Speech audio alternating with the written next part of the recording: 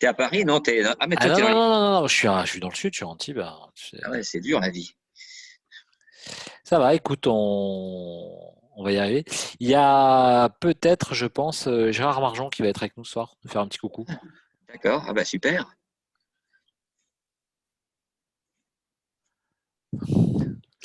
Donc voilà, quoi, écoute, on a 253 personnes, je crois, qui se sont inscrites. Ah, c'est pas mal. Bon, Oui, parce qu'en plus, Valérie, comment, en fait, au départ, on l'avait mis sur les réseaux sociaux, mais en fait, Mélanie l'a envoyé sur notre newsletter. Et donc, si ça se trouve, tu vas avoir des gens qui vont s'inscrire au dernier moment. ouais, tu peux peut-être descendre un tout petit peu la caméra, Bruno, parce que, ouais, voilà, que j'étais un peu plus dans l'axe, ouais, Ouais. super. Attends, Voilà, il est nickel. résistant son truc là, je sais pas pourquoi, j'arrive pas à le bien régler. C'est bon là, ça va mieux? Ouais, nickel, C'est impec. bon? Ouais, du coup, en moyenne, des fois, enfin, il y a des personnes qui s'inscrivent aussi, puis qui peuvent pas être là, donc on leur envoie le replay après du. Ah oui, d'accord, tu l'as en replay. Ouais, je l'enregistre, comme ça on l'a en D'accord, replay, puis d'accord. je t'enverrai le.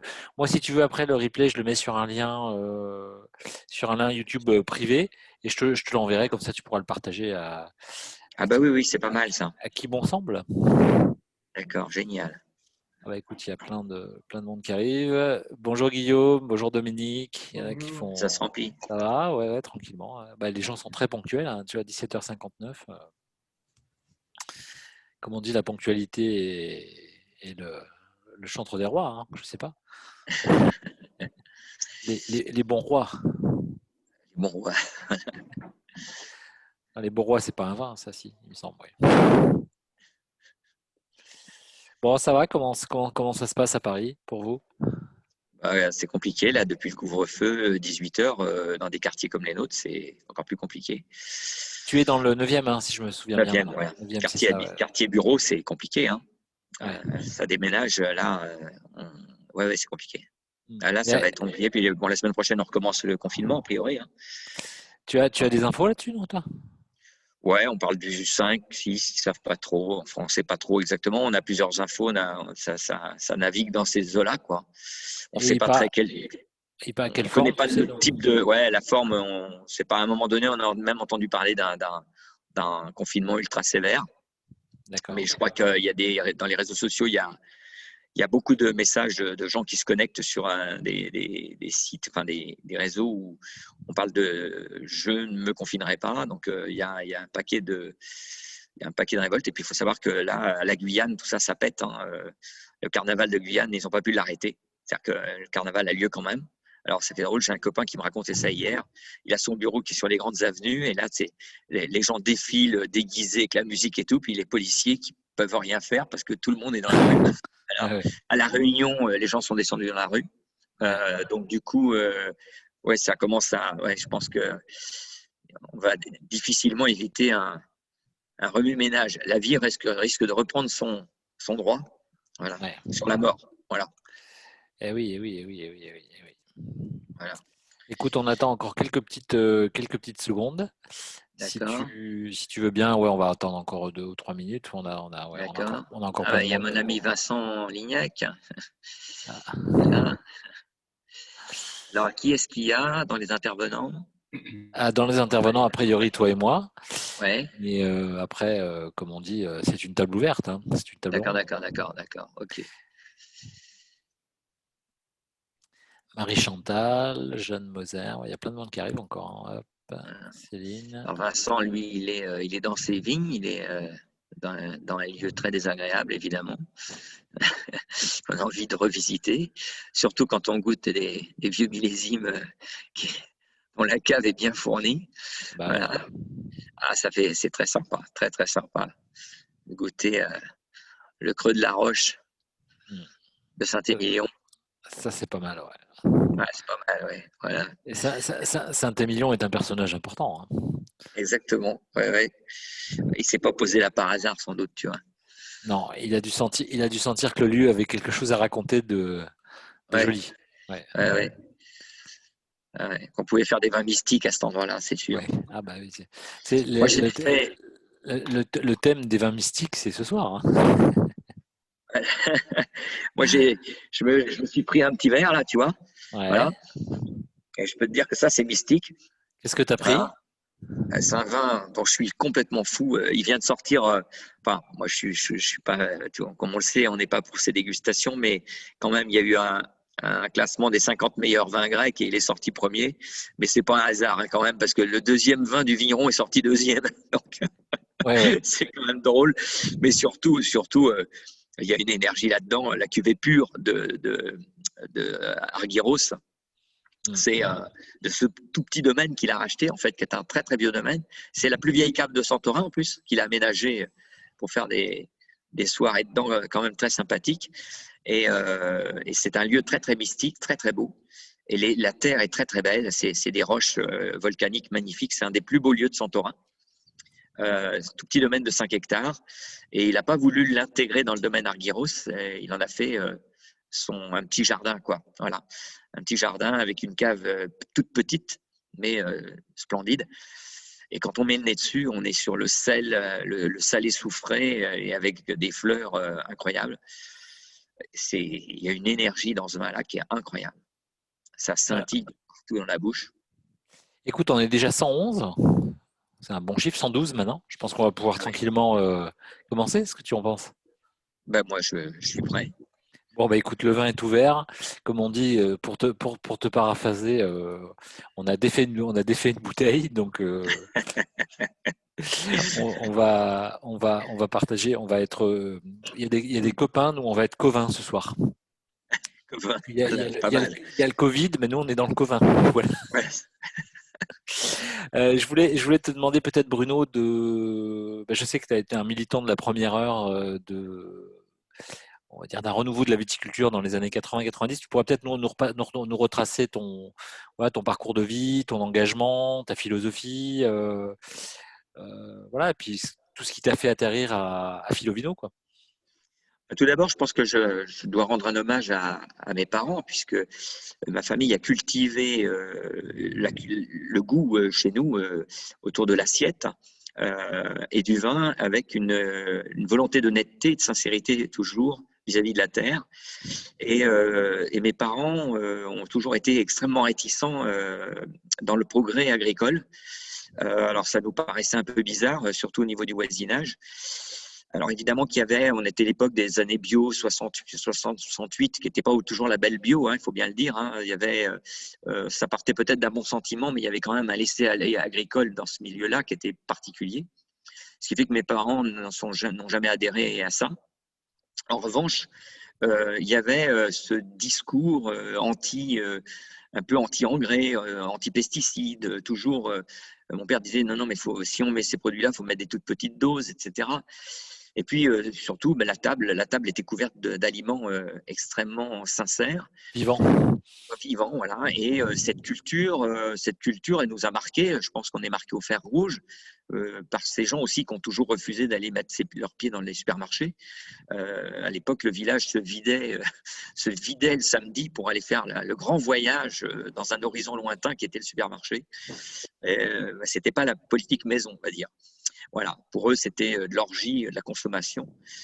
Donc ça, c'est la première chose, et j'ai été extrêmement marqué par ça, et j'ai été marqué, évidemment, quand je suis arrivé à Paris, où j'ai commencé à goûter du porc qui avait un goût de gras vraiment horrible, des légumes qui n'avaient pas de goût, enfin, tout était comme ça. Mais mon premier, je pensais pas à l'époque au bio, je pensais à une sincérité agricole, et puis très vite, quand j'ai goûté les vins, moi, j'ai pas fait d'école de dégustation, rien du tout. Je partais vraiment sur quelque chose de, je sais pas, je crois que ça a coupé là, non, on Non, a non, pas non, été. c'est bon, t'inquiète pas, tout va C'est bien. bon, voilà. Je me suis vite rendu compte, ah oui, j'ai oublié de dire aussi qu'à 7-8 ans, je commençais à trouver les sources d'eau. Donc j'étais magnétiseur, je sentais plein de choses, l'énergie des arbres que je percevais même visuellement, etc. Je me disais, il y a quelque chose qui ne va pas dans le vin, puisque je goûte des vins qui sont très très bien notés. Bonjour Gérard. Salut Gérard. Salut.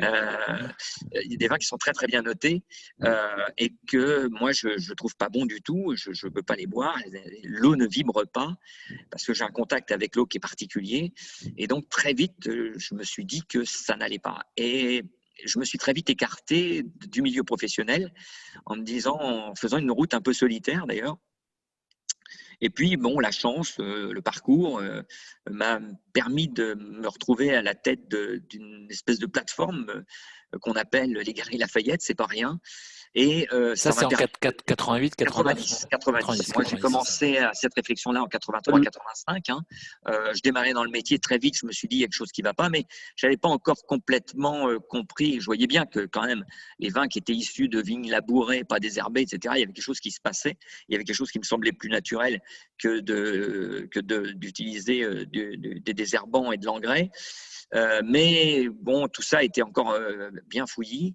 Et puis à partir de 85-86, j'ai commencé véritablement en rencontrant des personnages comme Jean-Gérard Guillot, Nadi Foucault, un tas de personnages comme ça, un monsieur exceptionnel, Patrick Doche, qui faisait un Cadillac hors norme et qui avait toutes ces compréhensions, l'abbaye de la Sainte Famille, les fameux pères de Château de Manicy, hein, à Tavel, tous ces gens-là, quelques personnes m'ont montré qu'il y avait, là, en goûtant les vins, je me disais, il y a une dimension Il y a autre chose. supérieure. Il y a autre chose. Et Il y a autre chose. surtout, voilà, je me suis vite rendu compte que dans ces vins-là, l'objectif n'était pas la saveur, que c'était quelque chose qui était supérieur à la saveur, et que la saveur, en fait, n'était qu'une conséquence. Et quand on restait dans la dégustation classique, évidemment qu'on restait que sur la saveur, et en fait, on passait à côté de l'essentiel, quelque chose, un souffle qui était supérieur. Et voilà un petit peu comment, aux Galeries Lafayette, je me suis engagé très fortement, évidemment en allant vers la bio et la biodynamie, sans en faire du marketing, évidemment, puisque ce n'était pas le but. Le but, la finalité, c'est quand même l'expression du terroir. Et j'avais des vignerons qui n'avaient pas le label biodynamie et qui, pourtant, faisaient des très, très grands vins, parce que peut-être qu'ils faisaient de la prose sans le savoir aussi. Donc, ils étaient… Monsieur Jourdain. Voilà, comme Jourdain.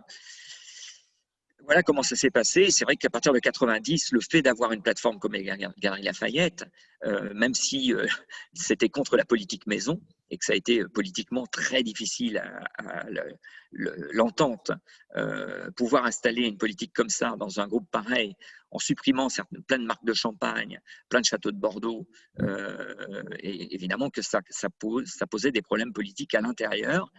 Ça n'a pas été facile de rester 18 ans dans ces conditions. Mais c'était une conviction qui était tellement personnelle jusqu'au moment où je me suis dit qu'il fallait mieux pour aller encore plus loin dans cette finalité. Te connaissant Bruno, comme tu n'es pas quelqu'un qui fait les choses à moitié, ça a dû avoir, il doit y avoir eu des réunions, j'imagine, aux galeries qui ont dû être assez orageuses. Ouais. Ouais, des réunions mal terminées, oui, beaucoup. Voilà, donc voilà un petit peu comment ça s'est passé. Et puis après, on évolue. En 95, je me suis dit qu'il fallait absolument réfléchir à une compréhension plus fine. Et c'est comme ça que je vais créer un groupe de recherche avec Anne-Claude Leflève, Jean-Louis Trappet qui a participé, Emmanuel Giboulot, les Sorel, Philippe Les de Sorel Roitbicky de Montirius. Ouais. de Montirius, Philippe de Roitbicky du Château de Villeneuve, de Villeneuve, Châteauneuf-du-Pape, des gens comme ça qui nous ont beaucoup aidés, et Hervé Gestin, œnologue en Champagne.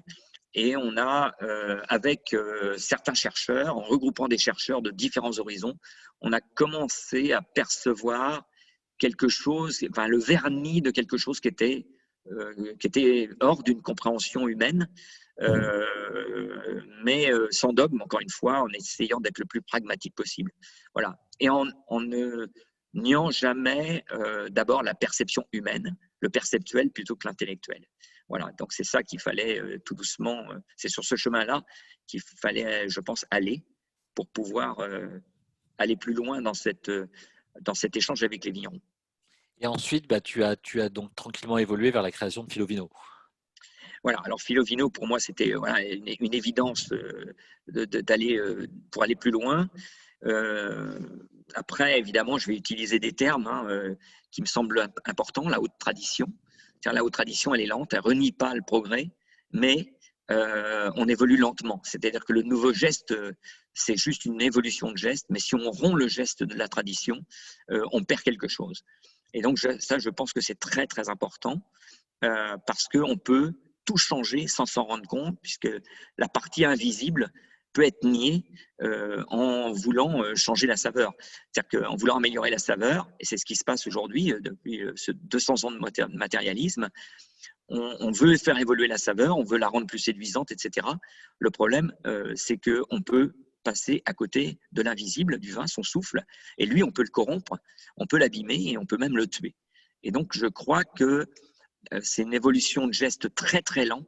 Réapprendre le geste initial, et ça, c'est difficile. Mais en plus de ça, humainement, si on change trop les gestes d'une génération à l'autre, on perd le geste initial. Et à ce moment-là, on perd quelque chose pour les générations futures. On ne pourra pas transmettre le geste initial. Quand tu parles de geste, on parle du geste en relation avec la terre, le geste dans la culture de la vigne, le geste dans la cave, le geste dans l'ouverture de la bouteille, c'est tout ça. Hein. Tout ça, évidemment, évidemment. Et donc, il y a haute tradition, il y a un autre terme que j'utilise beaucoup. Je dis, le vin dans la haute tradition, c'est la révélation de la lumière de la matière. Et donc, ça, c'est quelque chose qu'on a complètement occulté pendant 200 ans. Pas tout le monde, hein. Je pense qu'il y a des êtres extrêmement sensibles qui ont toujours été proches de ça. Je crois qu'en Bourgogne, il y a toujours eu des vignerons proches de ça. Je pense que c'est le berceau depuis les cisterciens et que heureusement, il y a un bastion de gardiens qui tiennent alors ils appellent ça finesse, ils appellent pas ça lumière de la matière, mais en fait la finesse c'est la révélation du un, et donc le un, c'est l'unité, c'est l'uni vers le un. Voilà. Toujours perturbé, hein. Moi je suis pas un homme de la technologie, donc dès que je vois l'image noire, etc., si je te vois plus, je suis perdu. Voilà. Non, t'inquiète pas, mais on n'est pas dans le noir puisqu'on parle de lumière, mon cher Bruno.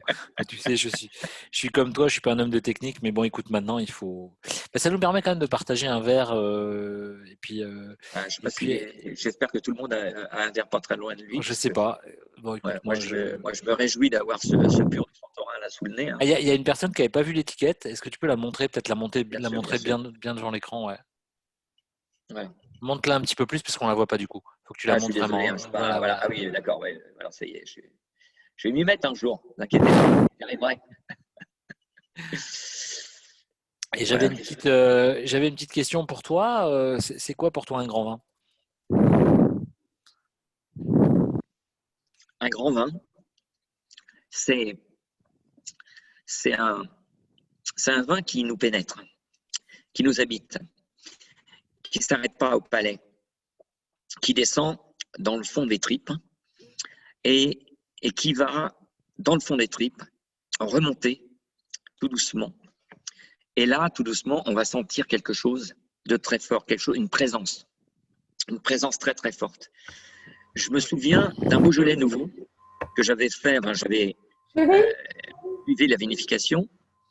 Et on avait un Beaujolais nouveau qui était fait en cuvaison bourguignonne, qui avait cuvé pendant presque 3 semaines, à pigeage. On avait cherché la minéralisation du fruit déjà, qu'on ne soit plus sur le jus de raisin fermenté, qu'on soit déjà un peu sur cette minéralisation, une pureté. On n'est plus sur la saveur besogneuse, la saveur vulgaire du jus de raisin.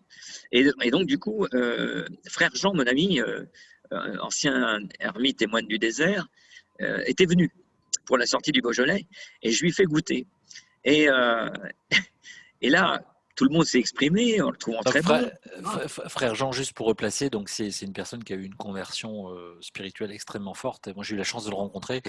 Et c'est un personnage d'une profondeur. En fait, il a compris la beauté de la nature. Il est simple et très complet. Et il a cette capacité d'essentialiser les choses. Pardon, excuse-moi Bruno. Oui, très bien, tu as raison, et c'est bien, je l'aurais pas si bien décrit. Et en fait, il a goûté le vin, et on a vu tout de suite qu'il l'a laissé descendre en lui et remonter. Et à ce moment-là, la seule chose qu'il a dite, c'est « quelle présence ». Et ça, c'est la rencontre. C'est la rencontre. Quand on juge, quand on déguste, on ne rencontre pas. Là, il a laissé le vin, il a accueilli le vin. Donc, il était vraiment pénétré.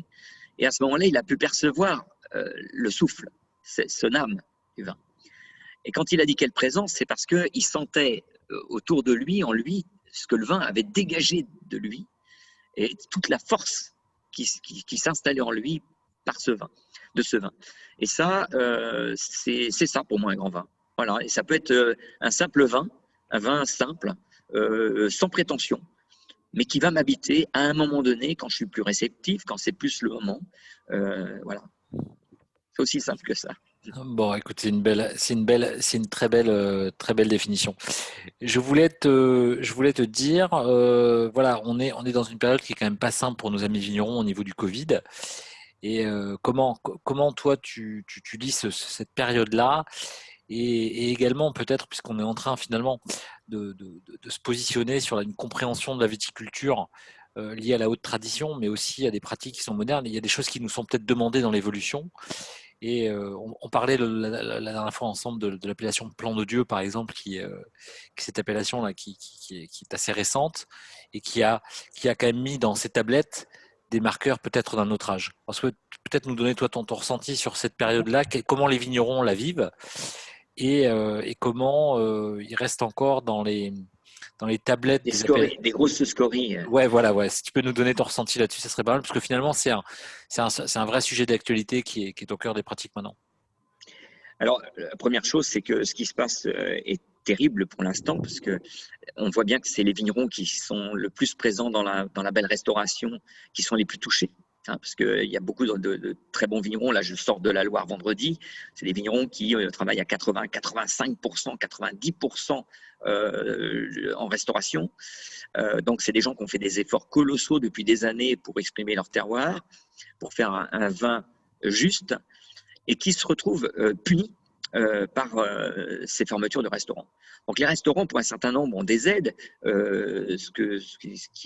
c'est pas évidemment ce qu'ils attendent. Hein. Je ne crois pas que les gens qui aient monté leur restaurant pour faire de la haute qualité attendent des aides. Évidemment c'est toujours bienvenu dans cette période-là, mais ils préféreraient de loin être ouverts et travailler les belles matières qu'ils ont envie de faire découvrir et dont le vin. Et des sommeliers, comme Gérard, justement, doit se sentir un peu frustré, même très. Et donc, ce que je veux dire, c'est que Très, là, très frustré, je le vois pas ses yeux, mais pas loin. j'ai vu des très bons vignerons qui ne savent pas comment ils vont payer les vendangeurs pour l'année 2021, pour les vendanges qui arrivent, parce que l'argent ne rentre pas. Il y a même des dettes, c'est-à-dire des restaurants qui ne réouvriront pas. Et donc des notes qui ne seront pas payées, des dettes qui ne sont pas payées.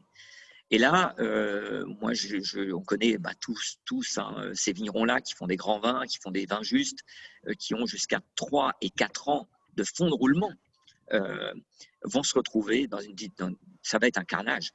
Et je ne sais pas si nos responsables peuvent entendre ça, mais moi je dis, de toute façon le débat il n'est pas scientifique, il est philosophique. Hein. Est-ce que par la peur de la mort on peut arrêter la vie? C'est ça la vraie question. Voilà, donc ça c'est l'expression que j'ai actuellement. Je suis vraiment, moi je suis quelqu'un qui n'accepte pas qu'on enferme les gens et donc ça me paraît complètement dingue. Voilà. Et je ne vais pas m'étaler plus loin sur les mesures.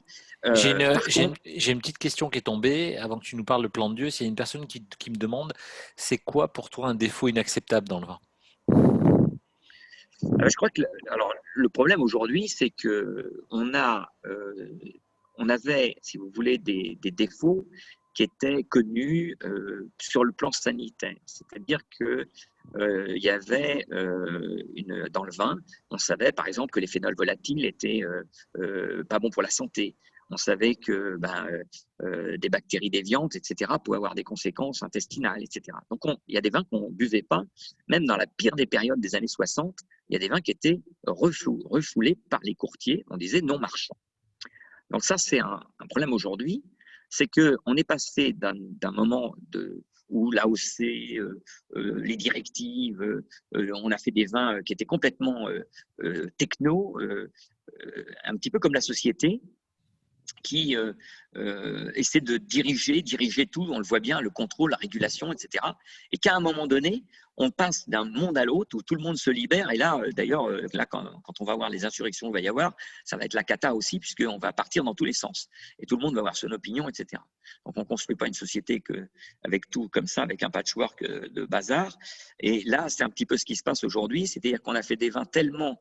on a poussé vers la technologie, vers des vins qui étaient totalement insipides, propres, un petit peu comme le lait UHT, qui est déshabillé, on le réenrichit après, etc. Donc évidemment, ça fait le lit de tout un tas de frustrations qui font qu'aujourd'hui, on peut partir un petit peu dans tous les sens. Et là, je crois que, bon, à un moment donné, ça va durer un certain temps, puis à un moment donné, on va essayer de retrouver quelque chose, parce qu'on se retrouve avec les défauts œnologiques qui peuvent prendre le pas sur le terroir et souvent qui prennent le pas, en fait, au-delà du problème sanitaire. C'est-à-dire qu'en fait, c'est les marqueurs de ces défauts sont supérieurs au goût de terroir.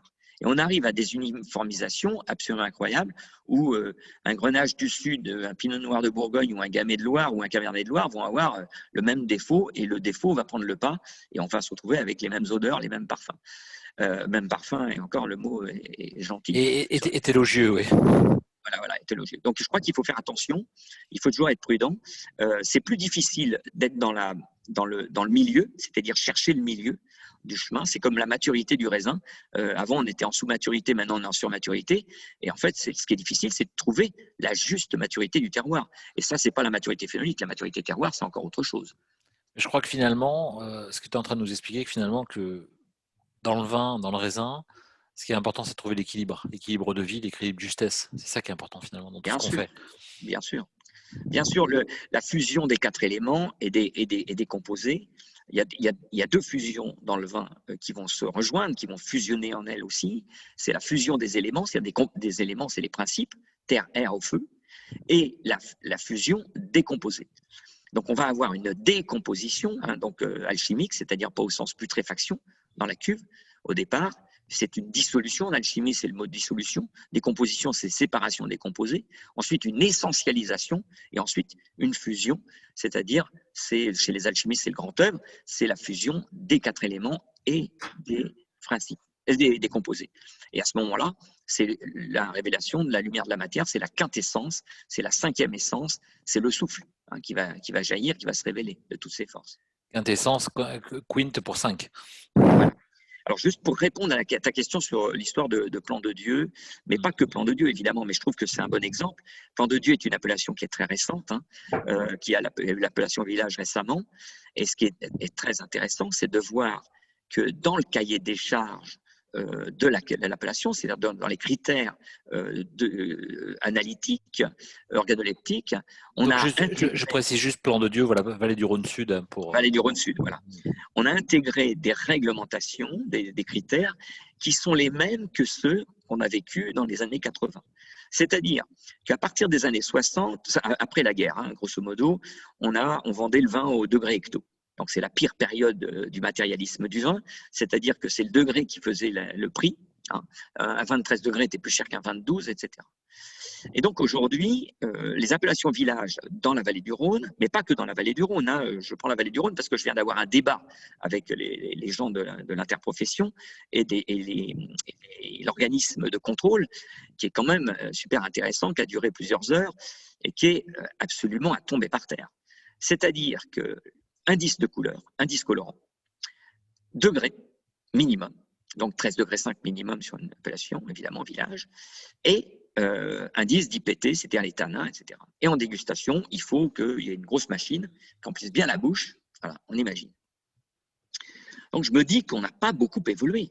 C'est presque un peu quelque part comme du ketchup, quoi. Ah mais on est en plein là-dedans. Ces gens-là ont un terroir, un grand terroir sous leurs pieds, et on a l'impression qu'ils ne le savent pas. Parce qu'évidemment que ces critères-là, on peut les faire pratiquement partout, même dans la Loire aujourd'hui. On peut faire un vin de 13,5 degrés avec beaucoup de tanins et beaucoup de couleurs. Donc ça, aujourd'hui, pratiquement partout, en attendant un peu des maturités un peu importantes, on y arrive. Et donc, il déclasse aujourd'hui, donc l'organisme de contrôle est missionné pour aller contrôler dans les magasins des vins, de l'appellation. Et si les vins n'ont pas l'indice colorant de tel degré et telle masse de tanin, Donc là, le vin est déclassé, il est retiré. en fait, si je peux juste permettre un éclaircissement de ce que tu racontes, c'est comme finalement, si on disait, voilà, la bonne personne qu'on a envie enfin, cette catégorie de personnes qui doit faire ce métier-là, doit faire 1m80, 75 kilos et avoir les cheveux blonds.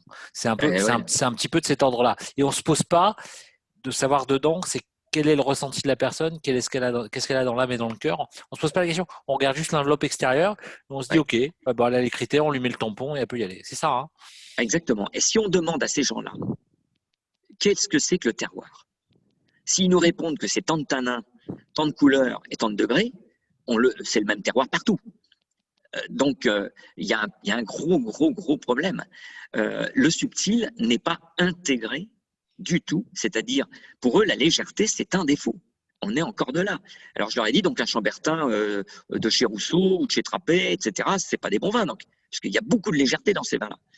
Et donc, ce qu'ils ne comprennent pas, c'est que l'extrait sec sur un Chambertin ou un Marsanais d'un même vigneron sur la même année va être très proche. Il n'y aura pratiquement pas d'écart. En revanche, l'intensité de la saveur. L'extrait sec, donc c'est ce qui reste du vin si on l'évapore, donc c'est une donnée purement quantitative. Purement quantitative. Eh bien, si on prend ça, si on prend un Gevrey Chambertin Village de Rousseau ou un Chambertin, l'extrait sec va être quasi le même. En revanche, les forces subtiles qui vont faire mouvoir les particules du vin dans une unité, ça ne va pas être la même force. Voilà. Et donc là, on est devant des gens qui sont des censeurs. Tous les vignerons qui ne rentrent pas dans les critères ne peuvent pas avoir l'appellation ou seront retirés des magasins. Enfin, c'est absolument impressionnant, c'est édifiant de voir qu'on n'a pratiquement pas évolué, on est resté sur le matérialisme du 19e siècle. Il ne faut quand même pas oublier qu'au 19e siècle est paru un livre, je ne me souviens plus du nom du livre, hein, c'est dommage parce qu'il faudrait que je le récupère, parce qu'il faut montrer quand même ce qui s'est passé au 19e siècle. Il y avait un livre qui paraissait, qui était vendu et qui était dans plein de ménages qui aimaient le vin. À la maison, on pouvait faire son chambertin. Il y avait la recette du chambertin, la recette du margot, la recette du château Yquem, évidemment tous les noms connus. Et donc on prenait 1 litre de rouge dans lequel on mettait ça faisait un château margot ou un chambertin. Donc, c'est vraiment le 19e siècle, c'est le paroxysme de cette espèce de matérialisme total. Et on voit bien que malheureusement, avec des méthodes un peu différentes quand même, qui ont un peu évolué, mais on n'est pas loin dans la dégustation. On est toujours dans une dégustation de matière et une dégustation quantitative de la matière. C'est quand même édifiant. C'est pour ça qu'on essaye, c'est pour ça qu'on a eu la chance de partager les temps ensemble, Bruno, autour de la dégustation intuitive et tout l'enseignement sur la partie contemplation du vin, toute cette partie sacrée, dont j'aimerais que tu nous parles un peu finalement, parce que tu nous parles de haute tradition, et finalement le vin, ce qui était un petit peu le thème du webinaire de ce soir, c'est pourquoi le vin est-il si mystique, et pourquoi il est depuis ces années, ces décennies, ces siècles, pourquoi il est à côté de nous, et pourquoi il nous accompagne, et pourquoi il est notre compagnon ou notre révélateur. Alors, en 2005, Mathieu Pou, qui a été le directeur de la recherche en archéologie de l'Université de Lyon, a fait des gros travaux sur l'agriculture et notamment sur le vin. Et en 2005, il a fait une exposition à Vienne sur les 8500 ans d'histoire du vin, dans lesquels l'exposition était magnifique et il a édité un catalogue qui était sublime avec tous les objets qu'ils avaient retrouvés, lui et d'autres archéologues, notamment ce géorgien dont j'ai oublié le nom, avec qui j'ai donné une conférence en 2010, et qui montre que tous les objets autour du vin tournent autour du divin. Donc, la première chose, c'est cette plante, la vigne, qui est une liane qui grimpe dans les arbres et qui ne s'enracine pas, hein, contrairement à ce qu'on pense, hein, ne s'enracine pas naturellement. Elle court sur le sol, elle ne s'enracine pratiquement pas, hein, c'est vraiment en surface, et elle monte très haut dans les arbres, 8-10 mètres. Hein. Il y a encore une toute petite communauté chrétienne au Pakistan qui va accueillir les raisins dans les arbres pour faire du vin, les pauvres, dans des conditions très compliquées puisqu'ils sont pratiquement plus, très peu nombreux. Donc, ils n'ont pas le savoir de la culture de la vigne qu'on a cultivée chez nous. Et donc, c'est ça la vigne d'origine. Et l'homme, ce que j'appelle les demi-dieux, parce que si on prend des milliers de générations, ben, ça fait des demi-dieux. L'intelligence rassemblée de milliers de générations, ça fait des demi-dieux. Et ces demi-dieux vont contraindre la vigne au nanisme et la faire descendre dans les roches profondes, parce qu'il y a quelque chose de très mystique là-dedans, dans le sens où, sur le plan initiation, on voit bien que la vigne, elle cherche sa lumière à l'extérieur et elle ne descend pas dans les profondeurs. Qu'est-ce qu'on retrouve? On retrouve le langage entre le profane profanum, avant le temple, celui qui reste devant le temple et qui n'y rentre pas, c'est-à-dire qui ne rentre pas en lui-même, contrairement à l'initié ou au pèlerin, celui qui vient de l'extérieur vers l'intérieur. Et donc celui-là, évidemment, il va faire une démarche complètement haute parce qu'il va chercher la lumière à l'intérieur, au cœur de ces ténèbres. Eh bien, la vigne, c'est un peu le même chemin que l'humain, c'est pour ça qu'elle est la plante sacrée parmi les plantes sacrées. Et de son fruit, on va en faire le vin. Alors le vin, il y a le vin matériel, celui que l'homme a réussi à produire depuis 8500 ans environ, mais il y a le vin symbolique. Le vin symbolique qu'on retrouve en Égypte, dans la mythologie égyptienne, Osiris. Donc le vin est représenté par Osiris, celui qui meurt et qui renaît. Il est représenté par Dionysos chez les Grecs, celui qui meurt et qui renaît. Bon, Bacchus étant la copie de Dionysos, on ne va pas le citer. Et chez les Romains et chez les chrétiens, le Christ qui meurt et qui renaît. Donc, et dans la mythologie grecque, mais on retrouve ça dans les deux autres mythologies, dans le pressoir christique chez les chrétiens, chez les Grecs, donc Dionysos meurt et renaît de ses cendres tel le phénix.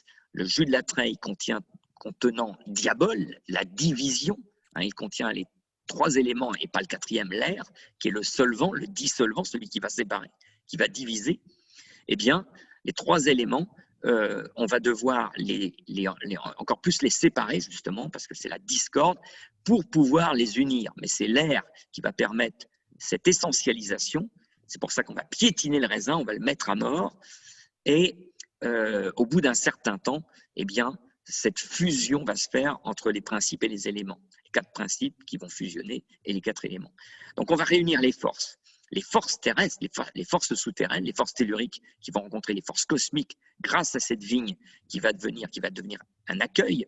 C'est pour ça que la terre à vigne, la façon de cultiver la vigne, c'est quelque chose de très, très particulier. Mais dans le mot cultiver, il y a le mot culte. Il y a le mot culte, bien sûr. La culture, toujours. Et c'est pour ça que chez les cisterciens notamment, on retrouve en Côte de Nuit, dans les mémoires de Dom Denise, comment ils faisaient des trous énormes à la main sur des vignes plantées entre 15 et 20 000 pieds hectares, des trous énormes autour du cep à l'automne pour obliger la vigne à s'enraciner, parce qu'il fallait aller chercher vraiment les ténèbres au cœur de la terre et les transformer en lumière. Ça, c'était la première chose, dans le raisin. Et ensuite, de ce raisin, aller chercher le vin symbolique. Et le vin symbolique, évidemment, on va chercher à révéler la lumière de la matière, c'est-à-dire cette lumière, ce feu pas séduisant, pas le feu satanique, le feu transcendant, le feu qui va transcender les forces des ténèbres, c'est-à-dire les forces cosmiques et les forces telluriques qui vont se joindre, et ce feu qui va au départ être du sucre en alcool, mais ce feu va être bien supérieur à tout ça, puisque c'est un feu vivant, et c'est un feu transcendant, c'est le feu de la lumière, et celle-là va venir révéler celle de l'homme. Et ce que je disais tout à l'heure, quand on boit et cette lumière vient ici dans le ventre, nous chauffer quelque chose, nous raconter quelque chose. Et quand je me souviens avoir discuté avec toi de façon passionnante et passionnée sur ce groupe de recherche, où finalement, cette lecture symbolique, elle est étayée également par des vérités scientifiques, quelque part.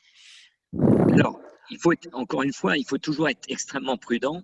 Moi, je pense qu'on a gratté le vernis parce que dès qu'on touche au vivant, on est dans des poupées russes. C'est-à-dire que et c'est comme quand on touche à l'invisible, c'est pareil, parce que c'est la même chose. On a nié l'invisible pendant les Lumières.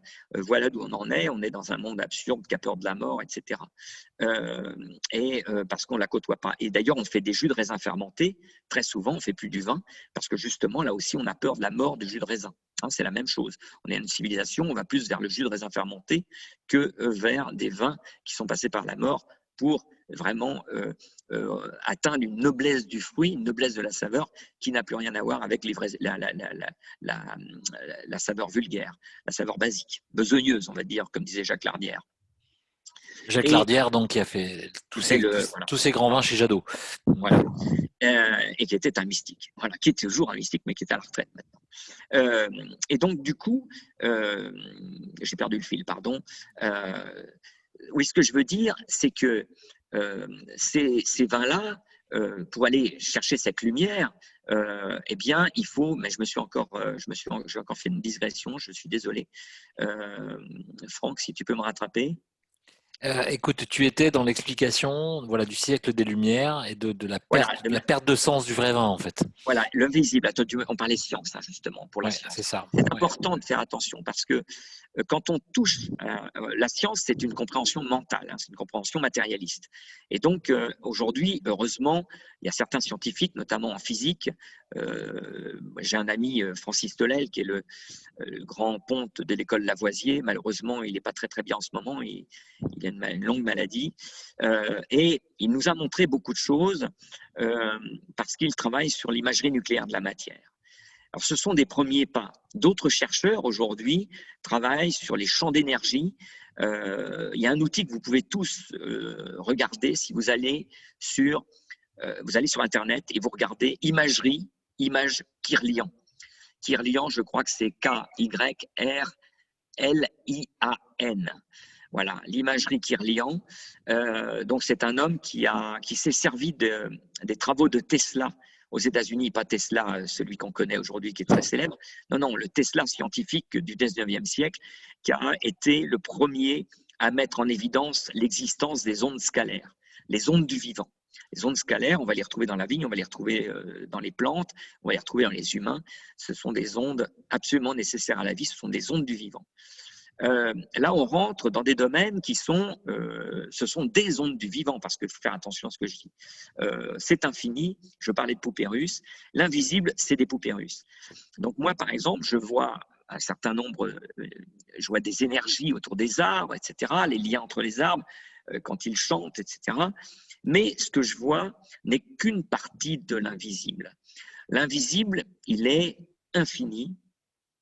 Et donc, il faut faire très, très attention parce que avec la science, on le voit avec les théories actuelles, on entend beaucoup de scientifiques parler en ce moment grâce au Covid, et on voit bien que on est vite dans la théorie. On est vite dans la théorie scientifique. Et en fait, normalement, la science, ça devrait toujours être des hypothèses. Hein. Quand X a parlé du boson dans les années 57, ça n'existait pas, il s'est fait détruire par la communauté scientifique, etc. Et puis aujourd'hui, le boson de Higgs existe. Et puis, je pourrais en citer des dizaines et des dizaines. Claude Bernard avait imaginé que les bactéries primaires venaient de particules vivantes bien plus petites, bien plus fines, et que c'était ces particules primaires qui engendraient la naissance bactérienne. Aujourd'hui, c'est encore considéré comme une ineptie totale, puisqu'on reste dans le dogme pasteurien. Il faut savoir que tous les chercheurs du 19e siècle étaient derrière Claude Bernard et pas derrière Pasteur. Et aujourd'hui, certains chercheurs, comme Gaston Nessens au Canada, etc., travaillent sur des microscopes, enfin, ce n'est pas des microscopes, c'est des milieuoscopes, même plus que ça, et on arrive à voir ces microparticules. On ne déchiffre pas bien ce que ça veut dire, mais on sait qu'il se passe quelque chose avant la bactérie. Voilà. Donc, un jour, ça, on découvrira. Et on dira, sortir, ouais. Voilà. 150 ans après Claude Bernard, on dira, c'est évident. Tout ça, c'est évident. Voilà. Donc, vous voyez, là, on était dans l'invisible. Claude Bernard, c'était l'invisible. La bactérie, il ne faut pas remonter loin pour dire que c'était invisible aussi. En 19e siècle, le début du 19e, on ne savait pas ce que c'était. Et puis, si on remonte, c'est toujours comme ça. Donc, l'invisible, dans le vin, c'est pareil. Donc, si on arrive aujourd'hui à avoir de l'imagerie Kirlian, comment est-ce qu'on pourrait l'utiliser? On va dire que ce n'est pas scientifique. Eh bien, si on boit un verre d'eau très dynamique, qui sort d'une source extrêmement active, où il y a une conductivité, une énergie forte, et qu'on la boit un quart d'heure après, enfin, avant de la boire, on met notre main sur le système d'imagerie Kirlian et on va voir que l'image n'est pas terrible. Et puis, après avoir bu cette eau, on va voir qu'on a un rayonnement de la main qui est exceptionnel. On a fait ça avec des fleurs et ça marche à tous les coups, sauf qu'on n'a pas une réaction. Il faut passer par un monde biologique pour avoir la réaction, si vous voulez. Et donc, pour la science moderne, ça n'est pas quantifiable, donc ça n'existe pas. Pourtant, on a fait plein d'essais qui marchent à tous les coups. Mais il faut passer par du vivant, donc du biologique. Donc, il faudrait pouvoir mesurer l'eau directement. Et l'eau directement, aujourd'hui, c'est que par du perceptuel. Et c'est difficile. On a quelques mesures sur la conductivité, etc. Mais ça ne va pas nous donner grand-chose sur ce que je vous disais, sur la profondeur de l'invisible. Il faut être très prudent là-dessus. Moi, je crois que c'est finalement, tu sais, cet invisible, finalement, tu le retrouves quand tu le disais, quand tu bois le vin, et que finalement, parce que la finesse ou l'élégance d'un vin, tu le vois pas. C'est du monde de l'invisible, mais par contre, ça te touche, ça te traverse, ça te pénètre, ça te transcende. Et tu parlais du mot finesse, que moi j'aime beaucoup, parce que c'est un mot de vigneron. Et en fait, par exemple, si on prend la région de Bordeaux, notamment un certain nombre d'œnologues a cru que confondu le velours et la finesse. Et je dis, le velours, on peut le faire. Le vigneron peut le faire, peut l'instaurer. C'est-à-dire qu'il peut utiliser, j'avais fait éclater le scandale en 95 des glycérines animales dans certains grands vins de Bordeaux, qui permettaient justement de faire du velours. Ils ont arrêté, évidemment, puisque ça a fait un scandale en pleine vache folle en 95. Hein, ils n'étaient pas très heureux. Mais en fait, ce qui comptait, c'est qu'ils ont fait une erreur entre la finesse et le velours. Et le velours, on peut le faire. La finesse, elle peut se révéler. On peut la révéler, mais on ne peut pas la faire. On ne peut pas l'acheter dans le commerce. Voilà. Donc après, il y a beaucoup de Bordelais, et Vincent qui est en ligne le sait très bien, malheureusement, surtout pour une appellation qui a un terroir comme Saint-Émilion, c'est une aberration totale d'avoir voulu corrompre ce terroir magnifique. Et donc, ils ont utilisé d'autres techniques comme la micro-oxygénation qui brûlait certaines membranes phénoliques, qui développaient des éthanals et qui donnaient une impression de quantité de saveur comme le sucre dans le jambon. Mais en fait, on revenait au même système que le glycérol, sauf qu'au lieu de rajouter quelque chose, on était sur une intervention corrective, mais qui va pas. Voilà, l'énergie est morte, il ne faut pas se faire d'illusions. Le subtil a disparu. Et puis, je pense que s'il y a un point qui est extrêmement important, c'est finalement, le vin est un aliment quelque part. Et cet aliment va être ingéré. Et finalement, quand on boit un vin qui est sans vie, finalement, on introduit à l'intérieur de soi. Moi, je suis assez sensible comme toi à ça. C'est-à-dire que quand je bois un vin qui est horizontal ou je bois un verre et j'ai pas envie d'y revenir et je me sens fatigué. Mon corps réagit, alors que finalement, si je bois un vin qui a une belle lumière en lui, qui porte un message, une énergie vivante, je me sens joyeux. Ça va conditionner et je te laisserai citer Jean Carmet parce que c'est une phrase qui est très forte, mais finalement, finalement cette partie invisible dans le vin, on la sent et on la perçoit. Nous, c'est ce qu'on essaye de faire à travers humblement dans les pratiques qu'on essaye de partager au sein de l'école, c'est voilà, donner accès à nos futurs sommeliers, à nos futurs cavistes, aussi aux consommateurs, celui qui aime le vin, de lui dire voilà, prends un verre, ouvre la bouteille, sens et laisse-toi guider, quoi. Écoute. Bien sûr, alors je vais citer tout de suite la phrase de Jean Carmet parce que je ne voudrais pas l'oublier, parce que je la trouve trop belle. Enfin, il y en a même plusieurs, parce qu'il en a tellement dites. On a même été un jour avec Jean-Maurice Belaïch, son ami, qui a créé les Journées du livre et du vin, boire un coup sur sa tombe pour les 20 ans de sa mort, avec une bouteille de Bourgueil, un saucisson et un bout de pain. Et on comptait les poèmes, les phrases, les citations de Jean Carmet, qui sont magnifiques. Et les gens s'arrêtaient pour écouter. C'était absolument... j'ai bien aimé cet hommage et j'ai envie de le refaire d'ailleurs. Et Jean Carmet disait, j'ai même vu des vins disparaître à la présence d'intrus, réapparaître après leur départ. Allez donc savoir ce qui se passe dans la tête d'un vin qui ressemble à celui qui l'a fait.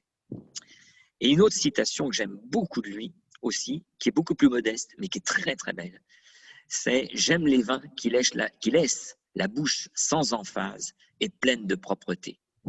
Eh bien, je peux vous dire qu'à l'époque où il a dit ça, eh ben, il n'y en avait pas autant que ça, des vins Il n'y en comme avait ça. pas beaucoup. Ouais. Voilà, il y avait beaucoup de vins de dégustation, des vins qui en mettent plein la vue. Moi, ce que j'appelle des vins à saveur pornographique, mais qui manquent d'essence totalement, si vous voulez.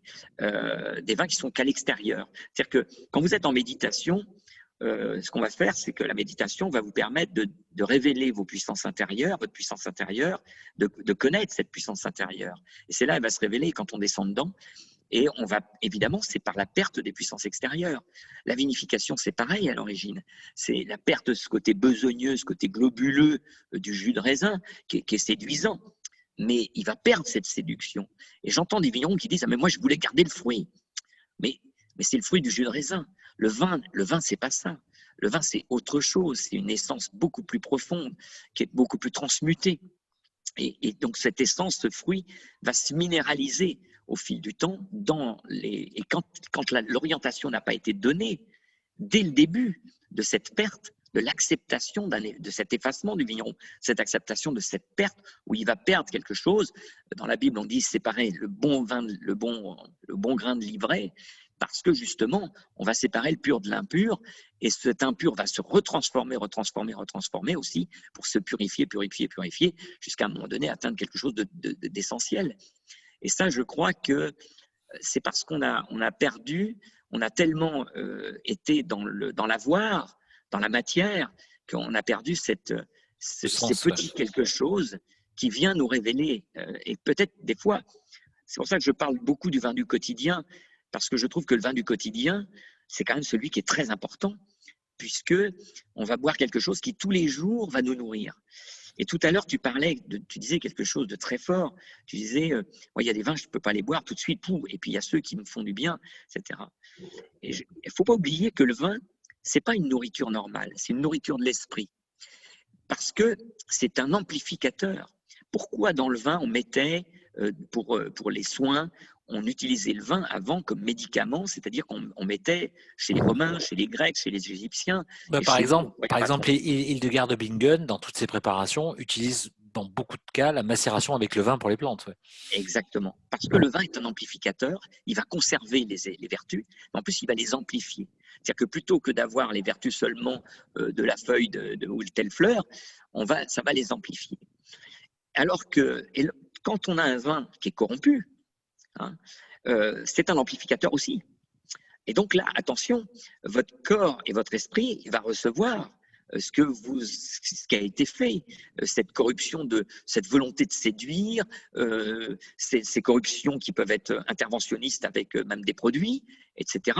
Donc toutes les vertus ou les malfaisances de ces produits qui vont être ajoutés, ou les corruptions technologiques vont être amplifiées en vous.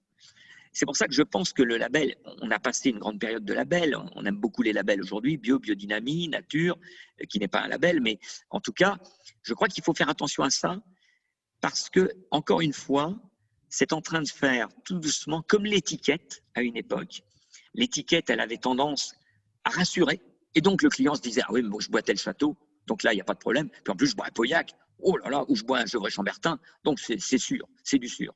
Un peu comme quand on achetait un biscuit Lu dans le magasin, dans les grands magasins, on se disait, oh, ben ça, c'est Lu, c'est bien, hein. Là, il n'y a pas de souci, hein. Pas gagné, hein. Voilà. Donc, il faut vérifier par soi-même. Il vaut mieux que ce soit lu que bu, hein, je me permets. Et donc, il faut bien savoir quand même que quand vous achetez quelque chose, il faut rester chasseur-cueilleur. Et donc, label bio, label biodynamie, le vigneron, il vous dit qu'il est nature, c'est une autoproclamation pour l'instant, il n'y a pas de contrôle. Mais tout ça, si vous voulez, ça demande à être vérifié par soi-même. Comment vérifier par soi-même? Vous ne pouvez pas aller dans toutes les vignes. Donc, écoutez-vous profondément. Et quelque chose va s'allumer à un moment donné. Plus vous allez vous écouter, plus il y a un moment donné, une petite lumière va s'allumer, va dire, oh là là, stop, on ne boit pas. Danger, ouais. Voilà. Et il faut faire très très attention. Je vois des gens par exemple qui disent je suis allergique au soufre. Et puis en fait, quand on goûte du vin avec eux, on se rend compte que en fait, c'est le vin qui leur donne mal à la tête, quand on le goûte, eh bien, c'est un vin qui n'était pas très soufré, ou même très peu. Mais c'est un vin qui était momifié. totalement modifié. Et là, l'alcool monte directement en haut. C'est comme les vins qui sont feu aujourd'hui. On a beaucoup de vins qui sont issus du feu satanique. Le feu n'a pas été transcendant, il est satanique. Dans la mythologie, c'est le feu de la séduction, hein, le feu satanique. C'est le feu extérieur, c'est pas le feu intérieur. Donc on a des vins dont le feu est extérieur de l'eau. Dans le Qigong, par exemple, on descend à la fin de la séance, on va descendre le feu dans le lac intérieur. C'est pas le contraire. Galilée reprend cette phrase très ancienne qui dit « Le vin, c'est la lumière du soleil captive dans l'eau. Dans l'eau, il descend dans l'eau. » Dans la mythologie chrétienne, on dit le vin sans de labeur et du travail des hommes. Hein, sans de la terre et du labeur des hommes, pardon. Eh bien, on est toujours dans l'incarné. Donc, ce n'est pas extérieur. Donc, on voit bien que toute cette connaissance mythologique ancienne nous donne le sens des choses. Quand on retravaille sur la mythologie du vin, on découvre que toute sa définition, elle existait. C'est nous qui, peu à peu, par la dégustation matérialiste, avons complètement corrompu cette définition du vin. Ces plans subtils qui sont d'un autre niveau que la matière brute. Et E égale MC2. Alors, ça va paraître bizarre ce que je dis là, je balance ça comme ça. Mais E égale MC2, c'était la démonstration que l'énergie et la matière font un. Vous vous rendez compte que Einstein a balancé ça au début du siècle et qu'on n'y est toujours pas dans les cours de biologie moléculaire. C'est-à-dire qu'on est toujours dans une biochimie séparée de l'énergie, alors que tout est onde corpusculaire. Donc, nous-mêmes, on est onde corpusculaire. Vous buvez un verre de vin, il y a une énergie, même mauvaise. Eh bien, rien que le fait de l'approcher de soi, votre énergie réagit. Votre énergie peut réagir. Donc, il n'y a même pas besoin de goûter à certains moments. Donc, on a un potentiel de sensibilité qui nous est donné, hein, qui est là, et qu'on peut utiliser pour acheter des melons. Vous pouvez très bien arriver sur une étale de melons bio et qui n'ont jamais été bio. Voilà. Mais le mec, il a collé bio. Il a des beaux yeux, il est sympa, il est séduisant, il parle bien, il a l'accent de la terre. Donc on se dit, bah oui, ça c'est un vrai. Puis en fait, pas sûr du tout. Nous, ça nous arrive avec des vignerons d'être séduits par le vigneron. Et puis, de goûter le vin, on se dit… Après, si tu veux, tu vas avoir aussi un moment où, moi, c'est ce qu'on dit beaucoup au sein de l'école, attention, ne buvez pas le discours, buvez le vin. Oui, exactement.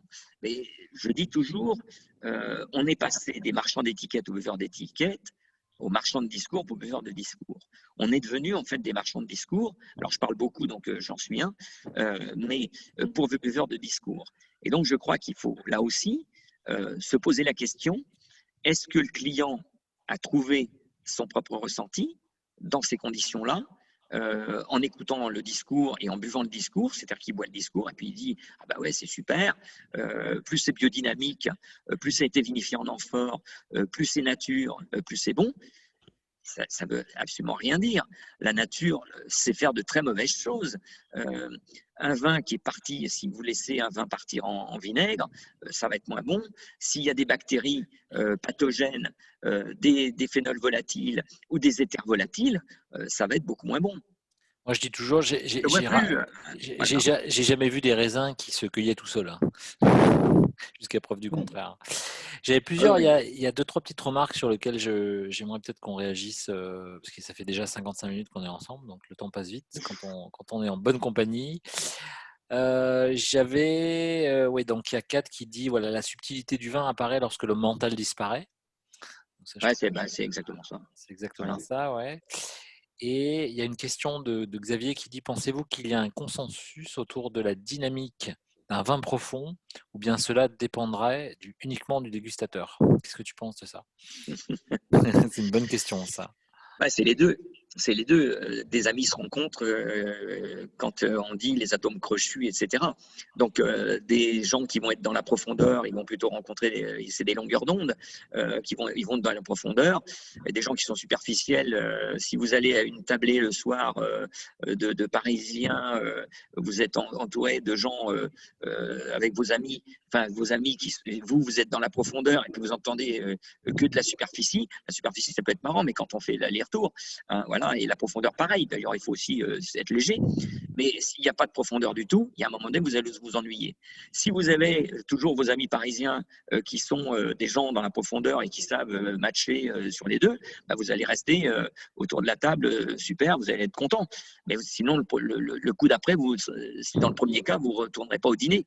Donc, le vin, s'il n'a pas de profondeur, s'il n'y a pas de plan subtil, eh bien, va falloir, et on ne peut pas le recréer, hein, cette idée. On peut imaginer, on peut se faire des illusions, on peut essayer de remonter l'énergie du vin, etc. Mais cette fusion dans le vin, cette étoile, on n'est pas non plus des magiciens. Et donc, ça, c'est le vigneron dans cet effacement, dans cet amour de sa terre, cet accueil du raisin. Il ne va pas cueillir le raisin, il va l'accueillir. Je parle de ça parce que c'est important. On est dans un monde qui prend depuis le matérialisme. Si vous regardez une abeille qui est en train de butiner des fleurs, au bout d'un moment, si vous vous laissez prendre par la fluorescence incroyable des fleurs, eh bien, à un moment donné, vous allez voir que l'abeille est attirée par les fleurs, c'est les fleurs qui l'appellent. La fleur l'appelle. Et donc, c'est pour ça que des fois, elle saute d'1 mètre ou 10 mètres parce qu'elle voit une fleur s'allumer, elle y va. Vous regardez une vache, pareil, quand elle est en train de paître, et vous allez voir que elle se balade, elle erre comme ça, et en fait, on se rend compte que la vache va brouter l'herbe qui lui est donnée. Voilà. Nous, on est dans un monde. Il y a un terme qui est extrêmement fort. On parle aujourd'hui, on est passé du culte de la terre à l'exploitation. On parle d'un exploitant agricole. Ça veut bien dire ce que ça veut dire, un exploitant. On exploite la terre. Exactement. Et quand on va dans un supermarché, évidemment, les fruits, c'est tous les mêmes. Il ne peut pas vous appeler. De toute façon, il n'est plus vivant. Les 3/4 du supermarché, si vous voulez, c'est mort. Donc, il ne peut plus vous appeler. Et vous, de toute façon, vous êtes dans le prendre. Donc, vous n'accueillerez pas cet appel, s'il y avait un appel. Alors que quand vous allez dans votre jardin, cueillir vos légumes, eh bien, là, il y a une salade. Vous ne savez pas pourquoi c'est celle que vous allez cueillir. Tout simplement parce que vous êtes dans un état. Vous allez gambader avant d'aller l'accueillir, vous n'allez pas tout de suite l'accueillir, vous allez faire le tour de votre jardin pour voir comment il va, comment les tomates vont, etc., les haricots, etc. Et puis d'un seul coup, voilà, il se passe quelque chose, vous allez cueillir celle-là. Et en fait, c'est retrouver cette sensibilité, cette perméabilité, cette fragilité importante, c'est-à-dire nos fragilités qui nous aident à percevoir cet appel, ce don de la nature. Et le vigneron, plutôt que d'aller cueillir sa récolte, qu'il soit dans l'accueil, même si le geste est là, c'est quand même une cueillette, et que ce n'est pas lui qui les cueille parce qu'il a quand même ses vendangeurs, mais s'il est dans cet accueil, dans son chai, etc., de dire voilà ce que la nature m'offre, eh bien tout doucement, vous allez avoir quelque chose qui va se passer, qui va être différent, puisqu'il y aura un respect nettement supérieur par rapport à celui qui prend sa récolte. C'est pour ça que, notamment dans les grands châteaux ou dans les grandes propriétés, on a un chef de culture, on a un maître de chai. Eh bien, il y a une séparation finalement, il y a le lien ne se fait pas. Ouais. L'unité, si vous voulez, ne peut pas se faire, le lien est différent. Il y avait une petite question, il y a une remarque qui dit finalement, cela ne dépend pas du dégustateur mais de la façon de goûter. Bien sûr, puisqu'on est tous capables de faire ça, parce que c'est plus simple que de déguster. Moi, je dis toujours qu'un bon vin, quand on sait l'accueillir, il n'y a pas besoin de le déguster, puisqu'il est évident. Et il y a une évidence dans un bon vin. C'est comme quand vous mangez des haricots verts qui viennent du jardin, ils viennent d'être cueillis, vous les mettez, vous en faites une salade comme ça, mais ça se mange tout seul. Une salade, on ne la déguste pas, elle est évidente. Et un vin évident, c'est un vin qui a une présence, une force. Ces forces sont tellement là, tellement présente, tellement magique que ça nous dépasse. C'est comme quand vous rentrez dans une cathédrale. On n'est pas en jugement, on reçoit une telle lumière à travers les vitraux, etc. On n'est pas en train de les juger, on n'est pas en train de les analyser. Ça nous perfore, ça nous rentre à l'intérieur. Peut-être une petite dernière question avant le mot de la fin, parce que le temps passe vite. Est-ce que les scientifiques peuvent ressentir l'aspect mystique d'un vin? J'en ai quelques-uns autour de moi qui sont passés là. Il a fallu quitter la science, passer à une conscience. hein, c'est-à-dire l'ensemble des sciences, parce qu'on est l'ensemble des sciences, on est la machine la plus évoluée sur Terre. C'est pas de bloquer ses neurones, hein, c'est juste le mental et l'ego qui veut juger, etc. Mais laissons-nous pénétrer, ne cherchons pas les mots. Ne cherchons pas les mots. Les mots doivent venir tout seuls. C'est le chant des oiseaux, c'est le langage des oiseaux. Si c'est un langage, si c'est une danse, si c'est un geste, si c'est une mimique, ça n'a pas d'importance. Laissons-nous ébahir, laissons-nous nous émerveiller, réapprenons l'enchantement. Écoute Bruno, merci, merci. Peut-être un petit mot de la fin. Un grand merci d'avoir consacré ce temps. Écoute, moi, je suis ravi d'échanger avec toi toujours, et puis je sais qu'il y a des belles âmes qui nous écoutent. Et puis bravo pour le boulot que tu fais tout d'abord, parce que ça a été très très courageux. Je sais que c'était un long chemin et que tu n'as pas lâché malgré toutes les difficultés, parce que il y en a eu, il y en a eu, n'a pas toujours, voilà. Et surtout que quand on enseigne ce que tu enseignes, eh bien c'est pas dans l'air du temps, mais ça vient. On est en train de changer d'air. Si je dirais le mot de la fin, même si ce qui se passe aujourd'hui est très difficile, l'ère qui arrive est une ère différente qui va nous permettre de passer à autre chose que le seul mental. Dans les jeunes générations, il y a des personnes qui ont des perceptions extrêmement fines, qui n'auront pas besoin de passer par tout le chemin qu'on a été obligé de faire pour redescendre dans la profondeur. Et ben, ça, c'est très beau. Et moi, je suis extrêmement optimiste pour l'après. Voilà. Alors, un grand merci Bruno. Donc, on se retrouve dans 15 jours avec Thierry Germain. Thierry Germain qui nous partagera son évolution, son arrivée à Saumur 89-90 et puis tout le chemin qu'il a fait, puisqu'il est arrivé de Bordeaux avec des vins un peu larges qui se sont amincis avec le temps, on va dire ça comme ça, voilà. Et puis ensuite, on aura l'occasion de recevoir également donc, Emma et Christine Vernet qui nous rencontreront tout le travail qu'a fait Monsieur Vernet pour réhabiliter l'appellation Condrieu dans les années 60, 70, 80, une appellation qui a failli disparaître. Et ensuite, on se trouvera avec un monsieur que tu connais bien, Christian Escriva, Bruno, qui viendra nous partager sa vision, parce que c'est quelqu'un qui travaille en biodynamie sur les huiles essentielles. Il ne boit pas de vin, ou très peu, il boit que des vins lumineux. Et voilà, en tout cas, un immense merci. Un petit coucou à Gérard. Tu veux nous faire un petit coucou, Gérard, ou pas, ou c'est comme tu veux? Voilà, ok. Bravo Gérard, bisous.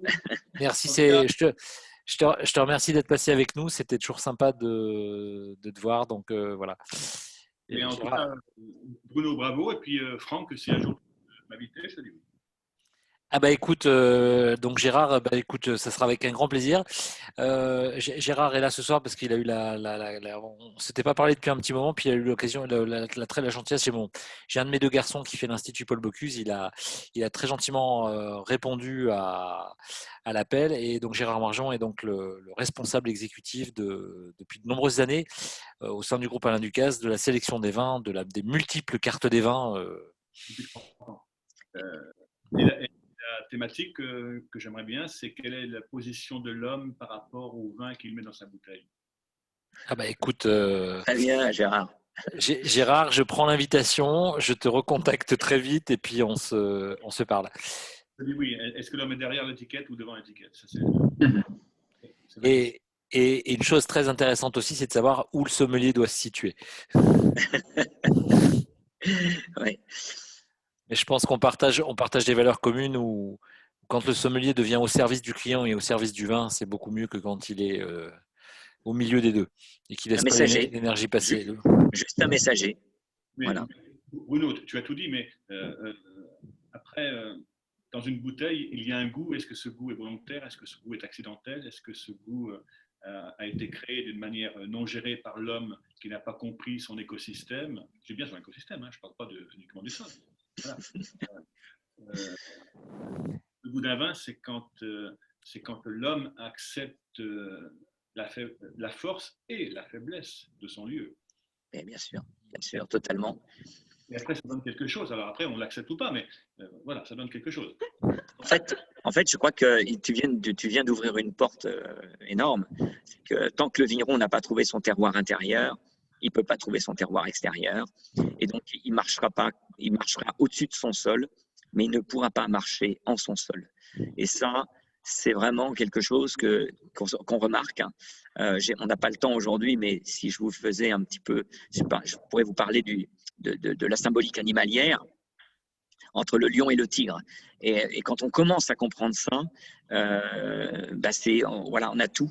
Et on voit comment le vigneron se positionne dans sa terre et on sait tout de suite s'il a trouvé son terroir intérieur. Voilà. Et donc le vin, à ce moment-là, devient magique, évidemment. On va terminer sur la magie. Merci messieurs, je suis obligé de couper parce que… Merci à toi Gérard. À très Merci. vite, j'espère. Merci Salut, Gérard. Bruno. Et puis un grand plaisir de vous retrouver tous dans 15 jours. Et puis j'aimerais que, dès qu'on va pouvoir se retrouver à Paris, à Soif d'ailleurs, hein, voilà, donc qui est le nouveau lieu des formations chez nous. Ça sera un ailleurs ou un au-delà, on verra bien d'ailleurs, hein, ce qui nous attend. Avec une bonne bouteille. Un grand amitié à tous ceux qui nous ont suivis. Un message d'espoir et d'amour. Hein. Gardez bien le fait qu'on est en train de vivre des moments compliqués, mais des moments qui nous amènent vers quelque chose de beau. Voilà. C'est ma croyance en tout cas. Merci à vous tous. Bravo à toute Merci à vous l'équipe. tous. Merci. Merci.